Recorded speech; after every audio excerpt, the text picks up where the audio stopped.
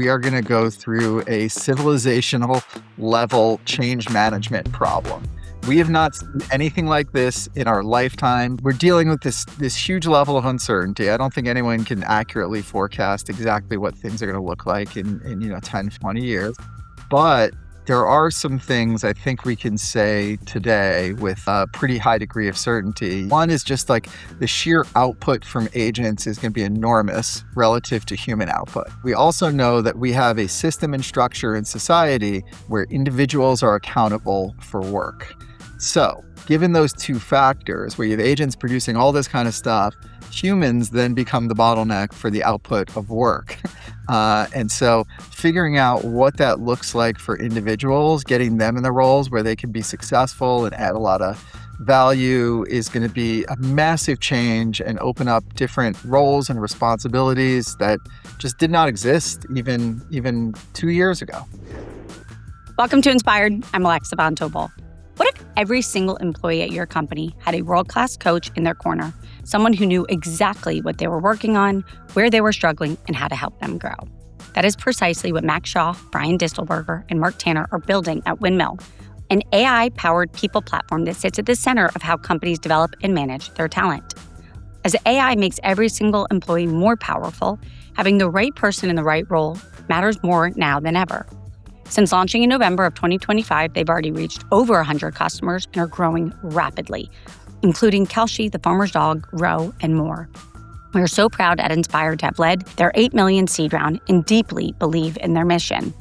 In this conversation, I sat down with Max and Brian, two of the people that helped build Yext into a multi-billion-dollar company that they took public. We're going to talk about why performance management is so broken, how AI is going to make managers dramatically more effective as their teams grow, and why, despite all the noise about AI and jobs, they're genuinely optimistic about what's coming next for people at work. Let's dive right in.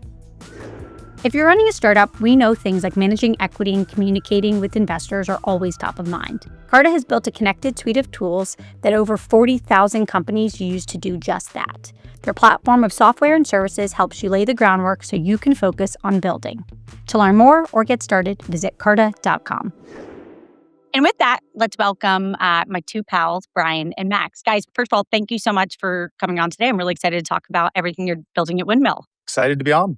Thanks for having us. Since there's two of you, why don't we start with the basics? Could you each just give us 60 seconds on what you've done before Windmill? Brian, starting with you. Okay. So immediately before Windmill, I founded a company called Yext. Got up to a few thousand employees. We went public in 2017. Before that, I founded a bunch of random companies since I was in high school, a motorcycle shop, landscaping business, and stuff like that. Also on the board of Tech NYC. Let's go NYC.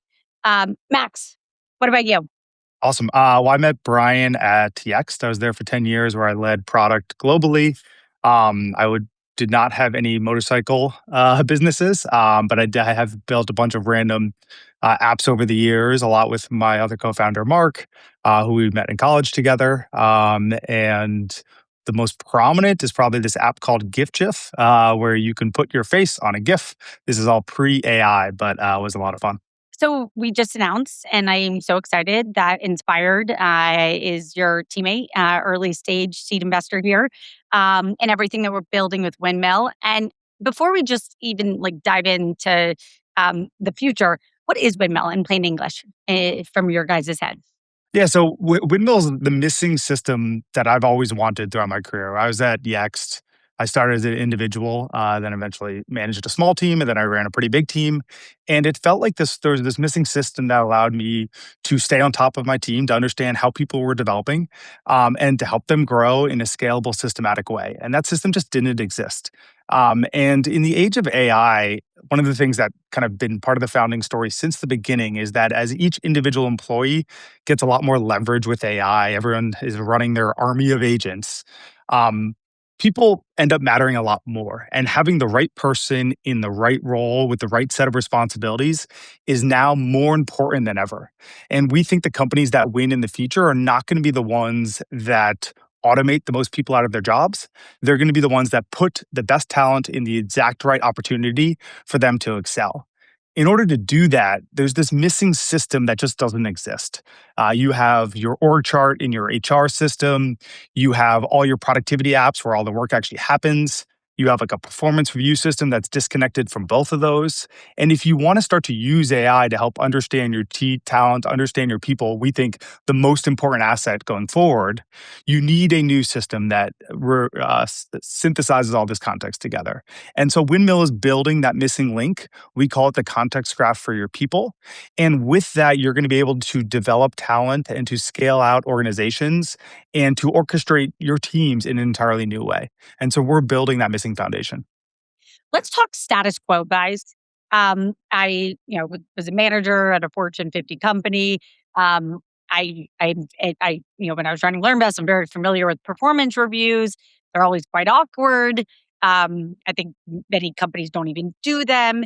And yet, when I think about in my own career, probably the moments that I'm most grateful for have been moments of genuine, thoughtful feedback where somebody said to me, "You're great at this. Keep doing it. You're terrible at this, Alexa." There's always been a long list. Um, do less of it.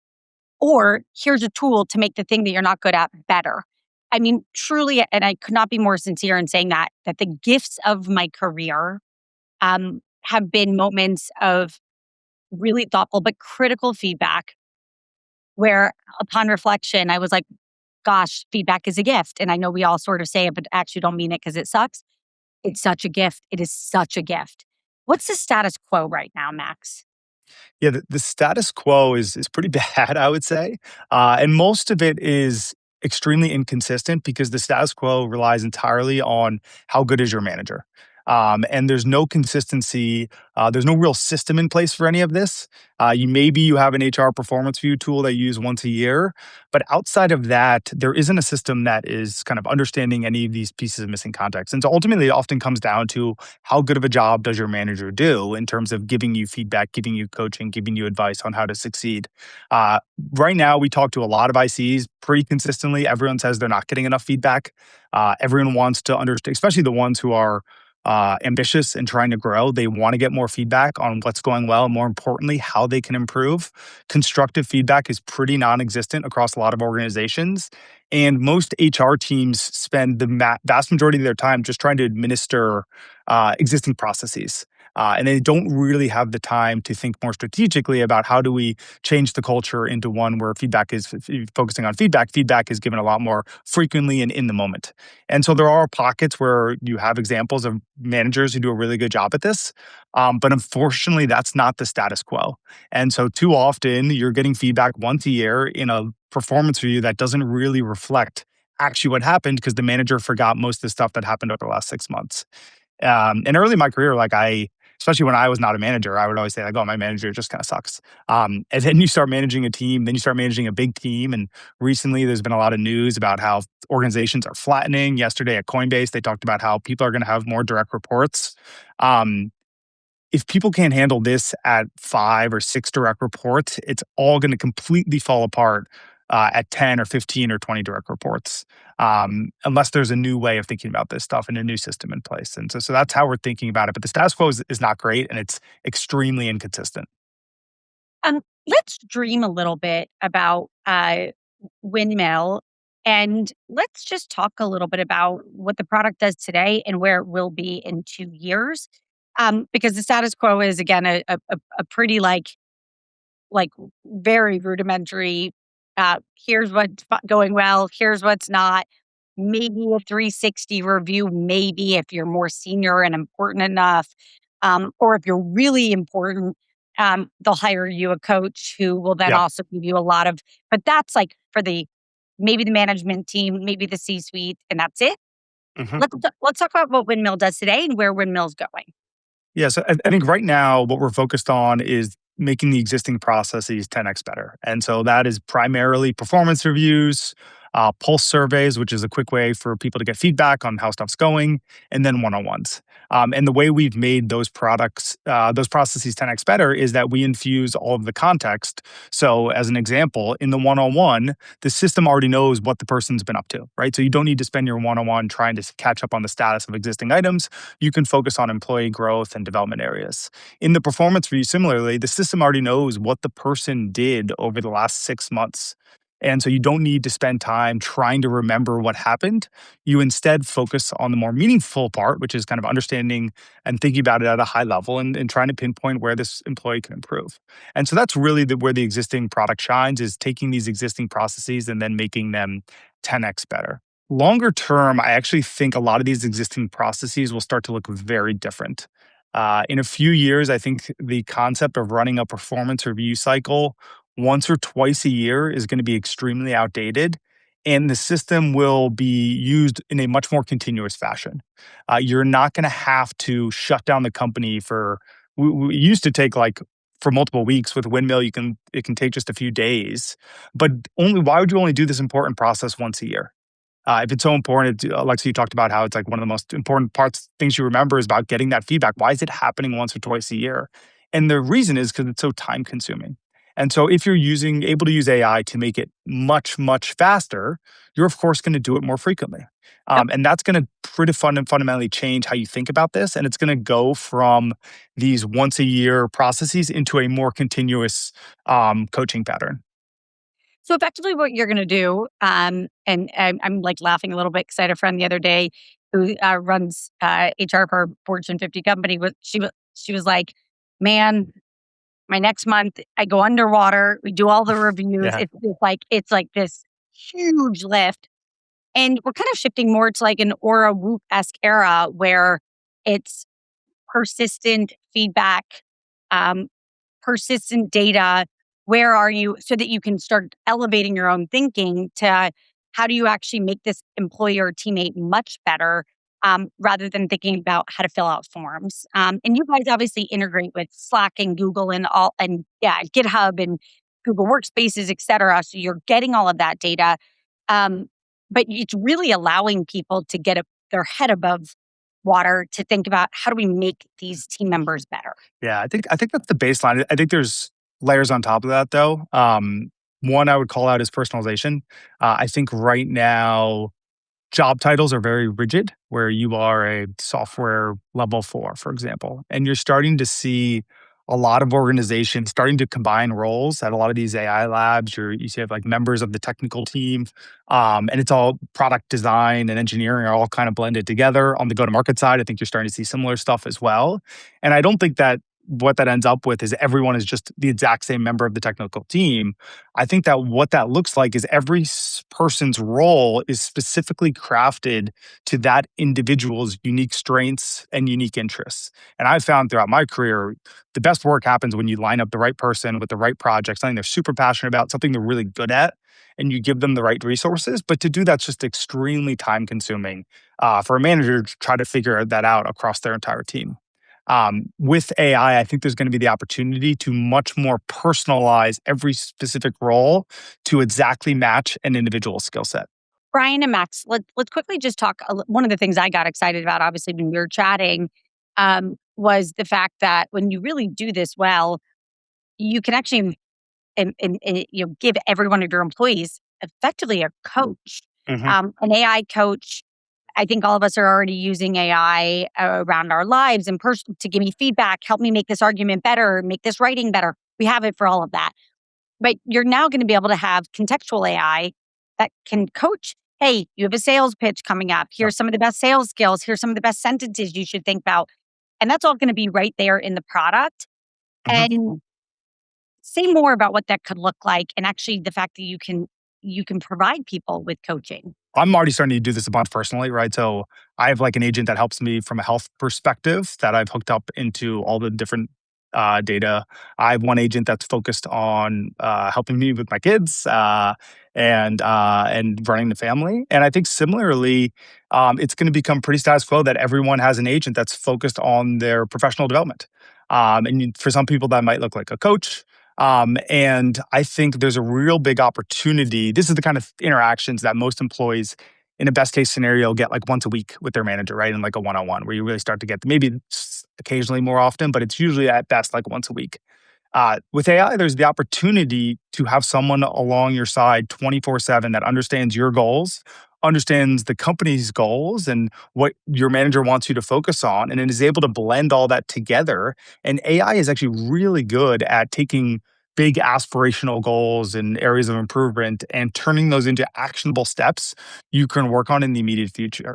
And so having a 24/7 AI coach that knows you, but also knows your business and knows what you're supposed to be working on, I think that will totally unlock a new way of personal development. I don't think it's going to replace the role of a manager. And I think that's where some people get it wrong, but it's going to augment it so that you have someone who's constantly on your team by your side, helping you improve day in and day out. And each person wants something different. It needs to be hyper personalized to you. That's one of the things we've quickly kind of realized building out some early prototypes here is that it cannot be generic. Everyone likes to receive stuff differently. They have different cadences. I want to talk about the stuff in the morning or the afternoon. It needs to be hyper personalized to each individual to really become effective. But I think it will become an expectation that when you join a company, one of the agents that becomes available to you is someone to help you with personal development. The technology you guys are really competing with in many ways is like 20 years old. So um, it sort of feels like an unfair fight, candidly, in so many ways. And you guys together have built companies that you've taken public, billion-dollar businesses. Can we just like step back? Why'd you choose this area? Because I mean, I obviously love it. But in some ways, as the world is like AI and robots and less jobs and let's lay off, 50 million people, you were like, let's go focus on humans. It, Brian, why'd you guys pick this area? Yeah. So for me, this has always been something that's really important to me. As we built up Yext, I cared a lot about the people management side of things. The people we had at the company would spend a ton of time on it and dealt with, I mean, every situation you could imagine in terms of good management, bad management. A lot of the things we've hit on here in terms of like personal development, coaching, and things like that, we sort of assume that like a manager is good at that, but you know what? A lot of managers really struggle with that kind of thing. And one like just specific case where a manager is not very good at that kind of stuff is a lot of times people will be in a role that is not right for them. And so unless the manager has worked in a bunch of different roles and a bunch of different scenarios, they might not even be able to identify that something else is right for an individual. And so when you zoom sort of way out, so it's always been an area for me that I cared about very deeply. When you zoom way out and think about what are the big challenges in the world that we're all going to deal with. I'm excited for stuff like going to like Mars and the moon. Like that's awesome. Let's definitely do that. But also here on Earth, I would argue we are going to go through a civilizational level change management problem. We have Yep. not seen anything like this in our lifetime for any of us. I think this is one of the most important areas that a person could focus on and think about and work on. And so, as having young kids, and a family, and caring a lot about my friends and family and loved ones and what the future is going to look like, work has always been a really important part of humans' lives. And I think it's really important to be working on charting out what that future looks like. Brian, I want to double click on that. Um, I always say when the world zigzag, and very much that it feels like very contrarian for you guys to lean really hard into this. And at the same time, that's why it feels so accurate.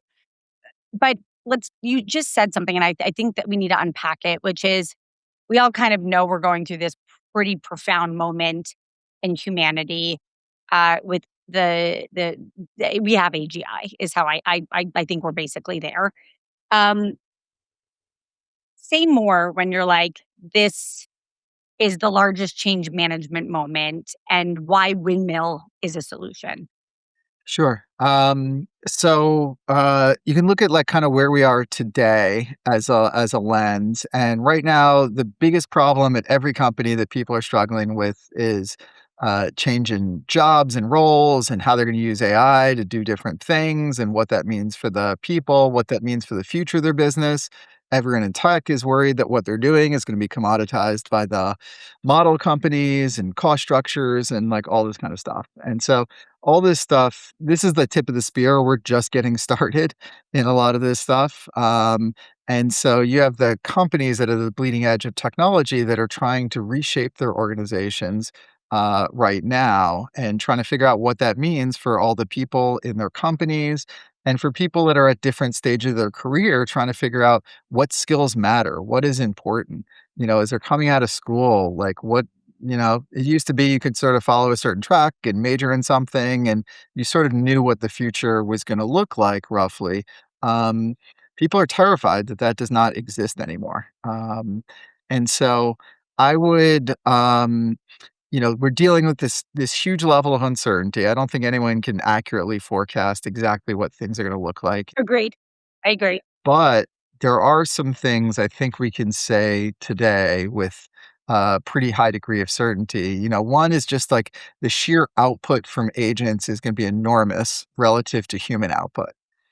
Right? We also know that we have a system and structure in society where individuals are accountable for work.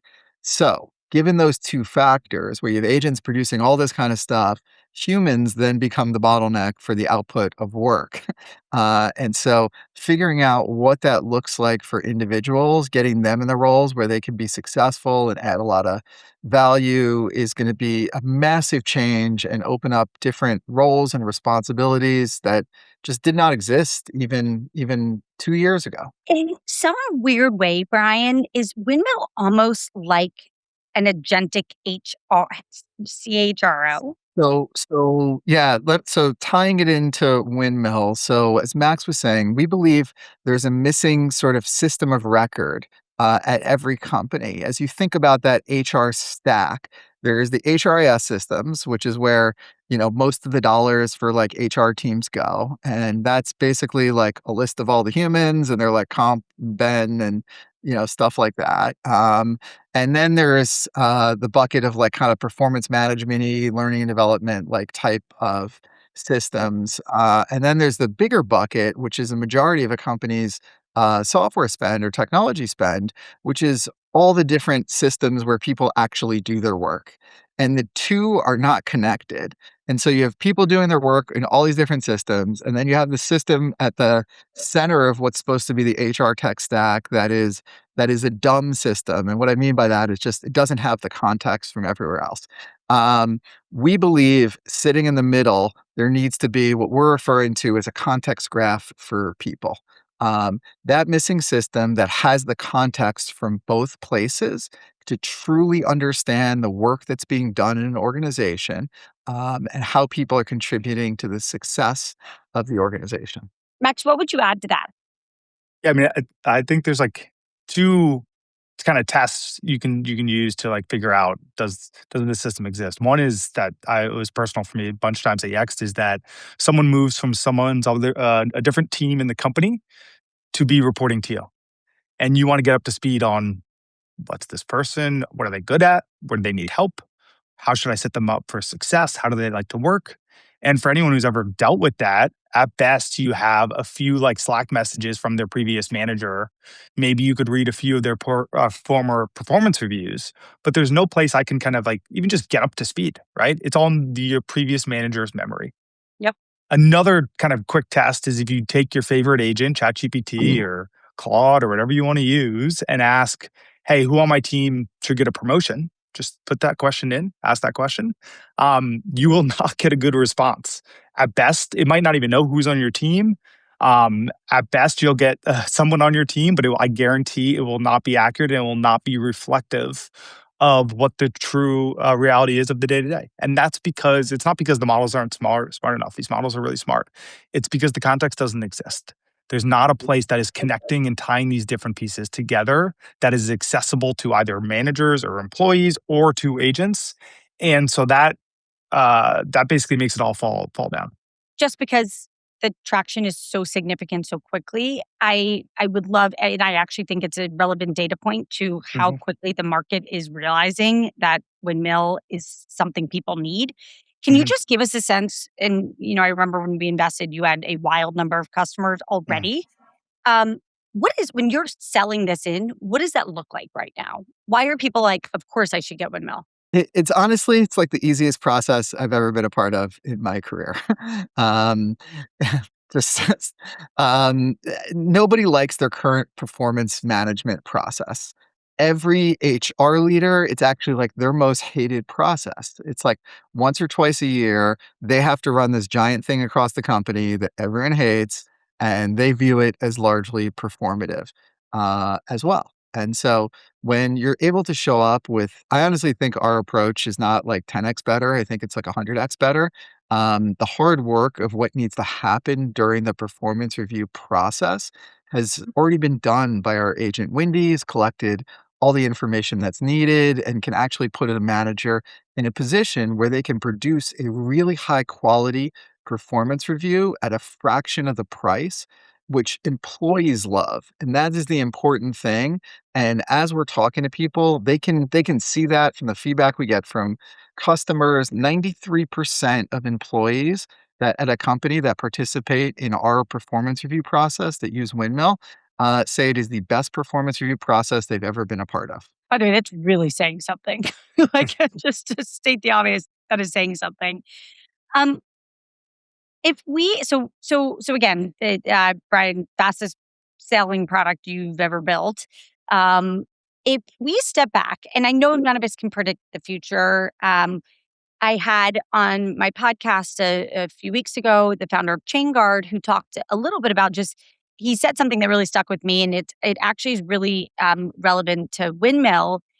He basically was like, "You're not getting rid of engineers. If an engineer was like a factory worker, now what's happening is the factory worker is now becoming the factory manager, and overseeing the entire factory, and basically able to get a far bigger purview."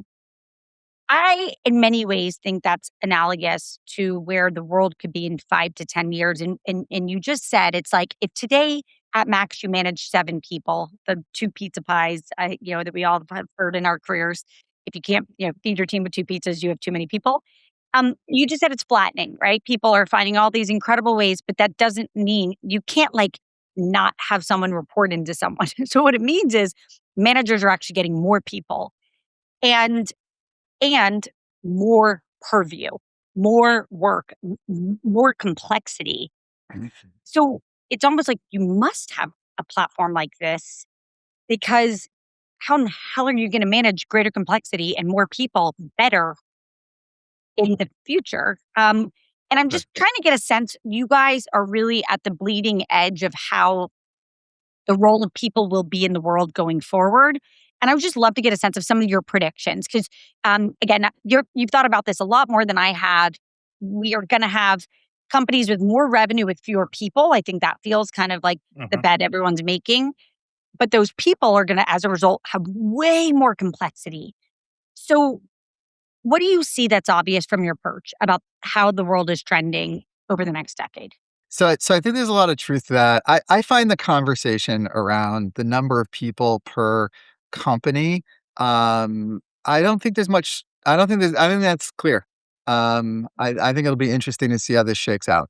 I do believe smaller teams will be able to accomplish more, but if you sort of take things out to their maximum, they're going to be companies that know how to leverage those people in phenomenal ways that dramatically increase their value. And so I don't know. We'll see if companies get smaller or not. That's a hot take. You're like you're not. And by the way, that makes sense. Maybe companies don't get, the one person $1 trillion company. I think both things will be true. Is Yep. is basically what I'm saying. Yeah, there'll be some of those, and we'll make a huge deal about them on X. But I think there'll also be enormous companies where the people are incredibly productive. Just some quick predictions. I think people will be making a lot more money individually than they are now. Wow. Because when you think about the yield of a company, the yield of people going up, their productivity going up, the yield of a company going up, companies should be making more money. Where do those dollars fall? Are they going to go to the bottom line or back to shareholders? I actually think that we've seen nothing yet on the war for top talent. I think what's about to come is a whole other level, Wow. which is going to benefit individual workers in a tremendous way. I'd also say the shape of companies, and this is sort of a odd point, so stay with me, is going to change. Where when you think about like an org chart, it's basically like a triangle. Um, I think it's possible we see different shapes for organizational hierarchy that are a little bit more circular in nature. If anyone, you can picture the pizza pie, or like I like to think of a Trivial Pursuit, the piece with all the little ones that like kind of slot in, that you can like move around and reshape an organization that way, that sort of moves outwards from the center. First of all, those are two really good hot takes that I've not heard from you yet. What else do you guys see that, like what these organizations will evolve into? On the compensation point and also the previous point I was making around personalization is I think every role and individual will get treated differently and in a much more personalized way. And that'll factor into compensation. I think people will get paid more. I also think there's going to be more dispersion. I don't think just because you're a software engineer level 6, that means you're this specific thing. I think it's going to be much more about your impact on the company, and that will dictate what responsibility you have. And it's not going to be siloed. Hey, you're an engineer, so you can only do engineering stuff. Everyone's going to have kind of a unique role with a almost unique pay structure. And so I think a lot of it right now is based on kind of bands and industry standards because there's nothing else that's better. If you're able to better understand the impact of individuals at organizations, it seems inevitable to me that you're going to make a lot of those decisions in a lot more of a personalized way. I like sports, and so the sports analogy is kind of obvious here, where people it's increasingly easy to understand people's impact on sports teams, and so they get paid drastically different amounts of money. And I don't know if that's necessarily a good thing or a bad thing for society, but I think it's going to happen. And I think for people who really have an outsized impact on an organization, you're going to see some pretty crazy numbers out there. Um, the other thing I would look at is obviously I've talked a lot about engineering because that's where a lot of my background is. I think engineers have kind of already gone through this. They're probably like 1 to 3 years ahead of the rest of a lot of other white collar work in terms of this transition. Over the last 2 years, the way that engineering works has changed dramatically. It looks nothing like it did even 12 months ago. You were constantly seeing about how many lines of code were written by a person and blah blah blah. At the same time, the latest statistics I've seen is that engineering hiring is going up, not down. Um, and it's a pretty simple explanation is that the value of each individual engineer is actually a lot higher, right? If you can get a lot more done, why are you hiring less of them? If they're a lot more productive, wouldn't you hire more engineers? I think radiology is another one that people often point to as a data point. AI is great at radiology, and there's more radiologists today than ever because a lot more people are getting are leveraging radiologists. And so I don't think, and Brian is kind of alluding to this, I don't think it's simple black or white, whether it's the size of the company or kind of automating people out of work. I think the part that I'm confident in is that it's going to change and it's going to look really different. And I think over the next 5 years, I would say 5 years, if you look back, the same thing that's kind of happened to engineering is going to happen to a lot of the different roles. And then the thing we're focused on is it's going to happen to the way that companies orchestrate and develop their talent. And I think it's going to look extremely different, but I don't think I don't think it's all going to single person companies. And I don't think it's a bunch of robots telling people what to do. I'm having a bit of a moment where I'm like, every real CEO building right now should be listening to this, thinking about how do you get ahead of where the world is going. And I want to recap a few things that I find really interesting. One, I like this pushback, Brian, that it is not clear that we will have fewer people. What is clear is that they will be significantly more efficient and probably solving more complicated problems, which actually, let's go back to the chain guard analogy of you get rid of the factory worker because they become the factory manager. And actually, in that analogy, that factory manager now is managing a lot more complexity and actually doing a lot more real thinking work because a lot of the rote stuff you can actually get offloaded. And so you actually need better management support in that future Mhm. because you're like, are we thinking about inputs properly? Do we have the right dashboards for how to think about maybe the complexity of this new problem? And ideas, he had this sentence that he was like, ideas are the bottleneck. Um, and so people will be ideating and strategizing a lot more. And that I saw sort of the future gets rid of linear thinkers and it thinks about nonlinear thinkers, which I think all three of us on this are nonlinear thinkers. We're very strategic. And in which case you actually need more support. So, and then I also really like what you're saying, which is like, I don't know, organizations may have more people. They're just doing more. I'll give you a very specific example from a very old company, IKEA. We've all had the experience of putting IKEA furniture together. They have a massive call center. They started using AI agents to field a bunch of their calls, and turns out that they were at, I think it was 47% of the calls they found were able to be fielded by AI agents. Great, cool. They had a choice, right? They could lay off all those people. Cool, we cut like cost a little bit or whatever. What they did instead is they realized that there was another service that all those people wanted who were engaging with the brand, which was help with interior design. And I know nothing about interior design, but I would know I need help. And so they repurposed all those people into consultants to help with interior design. They just announced they did an extra $1 billion of revenue from those people that they kept. And so when you have people that fit your company, that fit your culture, that you've trained, that you've developed, that know how you operate, that know how you make decisions, um, it is, to your point, it's an ideas problem with how to leverage them. Okay, now we're going to get on a point that really matches. I know all three of our value system that we've talked about privately, but we should talk about publicly. So when we met you guys, I had confessed that maybe like now 3 years ago, I'd sought out seeing AI coming. I'd sought out some big think tanks around the White House around like the future of labor. And as someone who cares deeply about America's wallets, I was like, we can't just lay off 50 million people tomorrow. That would be horrible. None of us want a world. None of us want our kids to be raised in a world like that. And this incredible person I'd spoken to, sort of leading the charge of the thought of that, was like, skills assessment is everything. Mm. Knowing the skills that people are good at very clearly is really important because then you can take those people who maybe get displaced and you can redeploy them towards something better. And what you just gave, Brian, in that analogy is a really profound one, which is IKEA made the choice. Why on earth would we just cut these people? Let's go redeploy them because they have skills towards more revenue.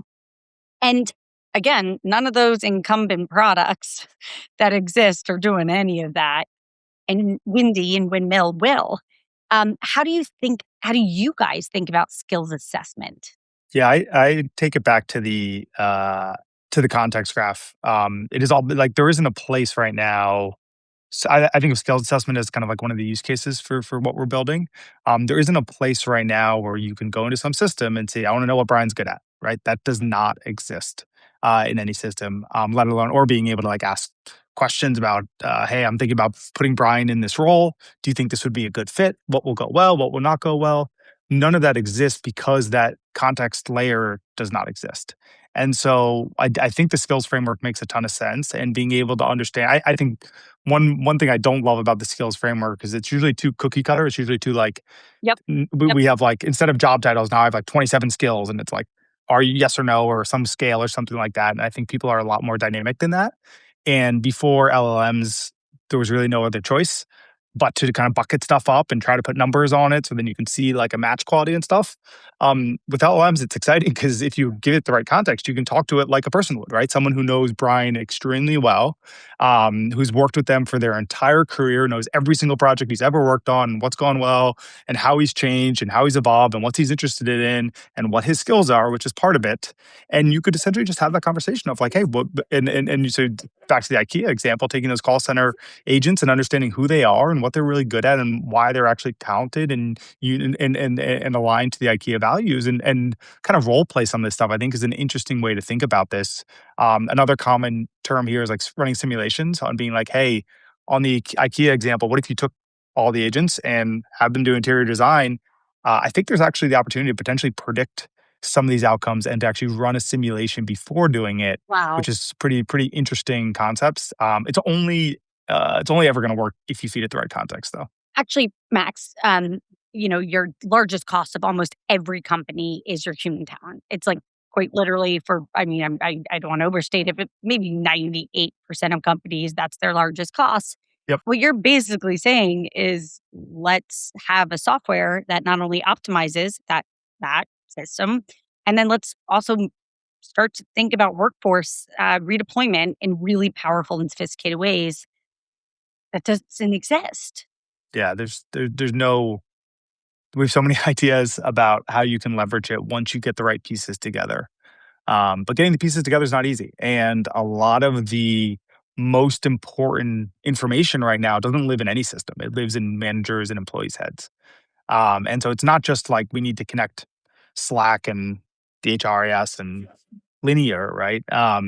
Yes, we can do that, but the harder part, and actually, the reason people love Windmill is we have a system that can collect a lot of the information that lives in managers' heads and employees' heads and systematically collect and organize it and permission it so that the right people can see it and the right people can understand it. But without that piece, you're just not going to have the right information, and it's going to lead to there's like a pretty big risk here where you can start asking AI questions about your people. I can ask ChatGPT a question, and if it doesn't have a context graph, it usually doesn't say I don't know. Usually, it'll just say something. And so without the right system in place, there's actually, on the flip side, a really high level of risk for individuals and organizations where you're going to get a lot of really bad advice, especially in areas like this where the context isn't there. Amen. Basically saying you can't just use blunt objects as your inputs. You actually have to use very, very thoughtful systems. Um, I want to shift gears a little bit here in the interest of time, which is you guys are ride or die building this in New York, and you guys are some OG New York City entrepreneurs. Um, why, Brian? Why? Why New York? Why New York? Why do you love New York and building in New York so much? Just for the sake of everybody listening, You can't say the Knicks, so you can say the Knicks. We're going to the Knicks together. You can say the Knicks. Nixon 26. I'm a Sixers fan, so this is not. It's bad. Breaking news, by the way. Embiid is out tonight, in case you didn't I know. saw. I saw. It's not Um, looking good, but we'll see what happens. Yeah, I mean, New York is it's incredible in so many different ways, but I think it's actually like a phenomenal place to be optimistic about the future. And like all cities, we have all kinds of challenges, but there's just so much going on, not just in tech, but across so many different industries that you're able to get a lens on really what's going on across the world by being in New York. And so it's great to be in like the tech community and with all of us who are top 0.5% users of this stuff. But you very quickly be having a conversation with someone, like I was having one actually this morning at the gym, who's not tried Quad and is like, what is this thing and how does it work? And so you just have this incredibly diverse community. You have access to all these amazing people at the top of their fields across all these different industries. And just the pace and energy of the city, access to talent is phenomenal. You talk to any of the top kids that are graduating college, no one wants to go like live in the sleepy Bay Area.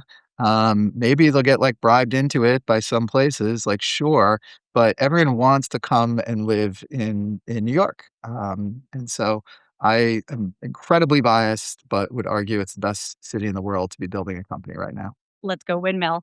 I love the like underdog nature of New York City, and I just think it like gives you a ride or die kind of effort of how we think about swinging. Um, okay, guys, I want to shift just to a quick fire round where you guys just quickly give us like a mantra you love, a book that's changed your life because you both have accomplished a lot. Max, a book that changed your life doesn't have to be a business book, any kind of book, but a book you really recommend people read. Yeah, I recently read the book Range, which is about parenting and how to raise kids, and Yeah, I mean, it was probably one of the best parenting books I've read. And the whole thesis is that exposing kids to all sorts of different things as they grow up leads to best outcomes rather than trying to really focus them in on one specific thing. They talk about sports and chess and all these different areas, but range I would definitely check out, and I think is now more applicable than ever with AI, and people don't know what's going to be valuable in the future. The more you can expose your children to all sorts of different things in life and get them interested into all sorts of different things just really resonated with me. So I would recommend Range. I love it. Brian, a book. All right, I'm gonna go out there a little bit. A book called Zen and the Art of Motorcycle Maintenance by Robert Pirsig. I've heard of it, but say more. Why do you love it? So it's a book on philosophy, sort of disguised as like a motorcycle journey across the U.S. But some of the concepts he talks about in there around this was dated, and it was more around just when computers were like starting to be a thing, but sort of the technological shift and how some people were adapting well and some people weren't, and some sort of philosophies and skills and tools to manage and be successful through that transition. But I would highly recommend everyone pick it up. You both are really like just energetic, kind of. You can feel your momentum when you're with you. What's a mantra? And I believe that like people kind of have something running in the back of their head when they are an engine, which you both are. Max and Brian, what sort of a mantra you ascribe to? For me, I think it's you're in control of kind of how happy you feel. And I think being a founder is really hard. And there's a lot of things that go well. There's probably more things that don't go well. But ultimately, I think it's just really important and something that I constantly remind myself is you're in control. You can decide how you're feeling that day, and being able to bounce back quickly from everything is something that I think is absolutely critical for what we're trying to do, and is something that I try to instill in my kids. So the ability to bounce back quickly is definitely something. For me, it's really simple. People matter more. It is what we're doing. It is incredibly important. And so that to me, every single day is a huge source of motivation and energy. Um, you guys have done a lot and seen a lot, and this isn't your first rodeo. Can you just like pay it forward to like something that you learned in the past? And it doesn't have to be like a failure per se. It's just sort of like a pretty real belief that you lean into as you're building Windmill that will help it be more successful. Because like so, just it's your second time, probably fourth, fifth time of other small things in Mhm. XYZ, but something you kind of hold as like a permanent truth to helping you be successful with this. Yeah. So for me, I mean, I spend a lot of time thinking about velocity. So speed plus direction. When I was younger, like as you'd see different things, and I'd be running around like crazy and think everything is super important, and it was hard to prioritize. But I think all the time around the pace and the direction that we're building the business. I've never heard that, Brian, and I love that. Whoa, never. All Speed right. plus direction. No, I mean velocity, but like Yeah, speed plus direction. It's great. Max, for me, I think this is something I realized pretty early on, and I don't think it's a Yex thing, but the thing that I constantly remind people is that no one really knows what they're doing. I think there's a lot of imposter syndrome. There's a lot of I remember I got like some big assignment at Yext early on. I'm like, who do I talk to about this? Who's the expert? And it's like, there is no expert. You just got to figure it out. And I think I guess the fancy way of saying that is like thinking from first principles. But no one really knows what they're doing, and everything's different, and everyone's trying to, and especially in a startup, you're trying to invent something that's never happened before, and there's not a playbook we can follow. There's not a book we can read that's going to tell us what to do. We need to figure it out, and the people on our team, the people on your team, are the most qualified people in the world to do it, and you're fully capable of it. I think it's easy to think, hey. I don't know what I'm doing. Everyone feels that way. You're figuring out something for the first time. It is hard, but that's where all the fun is. I love it. I'm going to end on a fun one that I love to ask people, which is, and I'll give you the 10-second heads up of like your most contrarian thought right now. I sort of your most original uh, belief that maybe is nuts and crazy and very wrong. What would it be? I'm very man, this might be a hot take now. I'm very optimistic about New York City generally. I think there's a lot of angst around the political climate in the city and what is going on. Um, I think we're going to work through it as a city and be stronger. And New York is going to be very, very successful. I don't know if that totally qualifies as a hot take, but Listen, it's a hot take that I double plus agree on. So I like it. Max? My head's constantly thinking about AI, so that's where it's going right now. But I think the hot take is that things are going to be a lot better after um, kind of this next 5 years. I would say is going to be very hard from a transition perspective. But on the other side, I actually think we'll end up in a better equilibrium than where we are today. I think there are, if you a lot of kind of like the graphs and stuff will show like whether it's like a takeoff or the doomer graph, where everything's going to fall apart or everything's going to be perfect utopia. I think it's going to be somewhere in the middle, but I actually think it's going to be a healthier equilibrium. And I think potentially this moment of social media and then AI in hindsight will look more disruptive as one of the most disruptive periods to like human psychology and civilization. And on the other side, things might actually end up feeling a lot simpler. And this applies to politics and a lot of other areas, but I'm very optimistic about the future. I think it's going to be a lot of challenging next few years, 5 years, but I'm contrarianly, I think on the other side, things could look pretty good. I'll give you one more. Yay, Brian. Love an extra. Apple is going to be a leader in AI within a year. I think Siri is going to be awesome. And the experience using your iPhone or all those different devices is going to be better than any experience we have today using any of the different models. I first of all, I love it. Guys, what a pleasure. I absolutely clearly am rooting for you. It's such a privilege that we get to work together. I know we made the promise that one day we will ring the bell together. But I am excited for when Windmill is a wildly successful company elevating people, which is really what you guys are doing. And as somebody who is deeply inspired, I really care about that. And I'm so grateful that this is your mission. And can't wait to see what you guys build. So thank you. You're the best. Thank you. Thanks, Alexa. Thank you all so much for tuning in today. If you enjoyed the episode, please rate, review, subscribe. We'll be back again with another episode of Inspired with Alexa Montobo. Thank you.